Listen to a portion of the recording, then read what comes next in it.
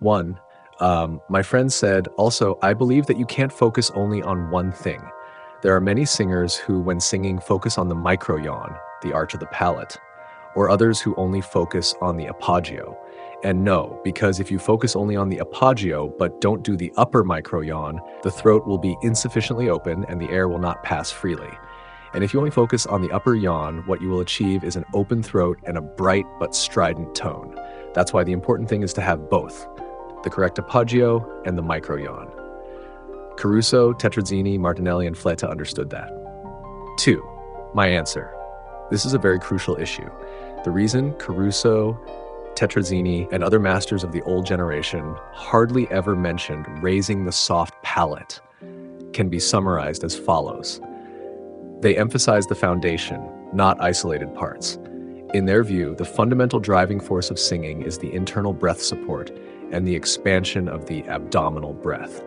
As long as the breath flows naturally under correct support from the abdomen and chest, the throat and soft palate will automatically adjust themselves to the ideal state. In other words, they believed, if the breath is correct, the throat and soft palate will naturally open without deliberate effort. Avoiding artificial tension and false control. If you deliberately lift the soft palate, it often creates tension or artificial gestures, for example, pushing the sound into the head or nasal cavities, which disrupts natural resonance. The masters worried that such teaching would mislead students into using the wrong kind of force, so they did not emphasize it. Resonance chamber openness was seen as a result, not a method.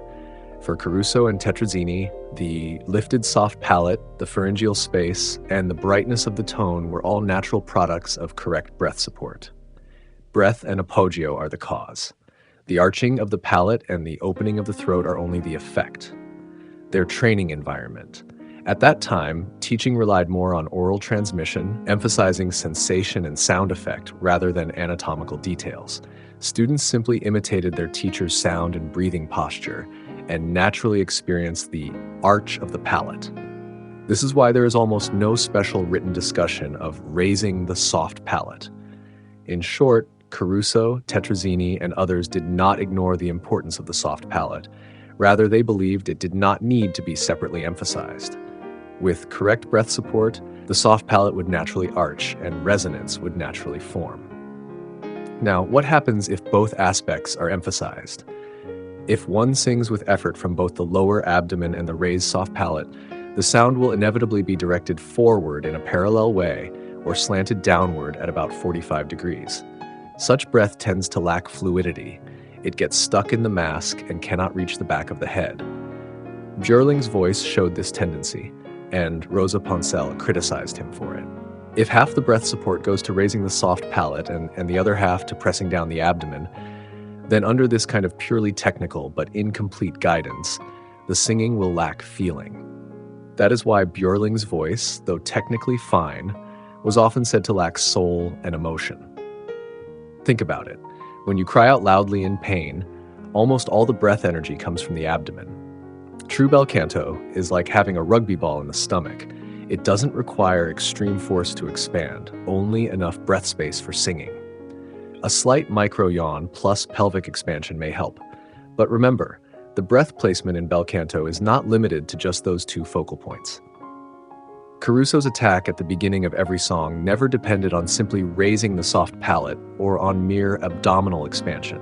He placed the breath gently in the chest without relying on micro-yawn plus pelvic expansion. For most of the singing time, this is unnecessary. What must always be done is to place the breath above the pelvis and let it flow gently upward through the head. That is bel canto. Delmonico, on the other hand, basically relied on the micro-yawn plus pelvic expansion, the so-called high mouth and low abdomen. He too pushed in two directions. The result? He never truly achieved bel canto. Singing with a pressed lower abdomen and lifted soft palate is not the perfect bel canto technique.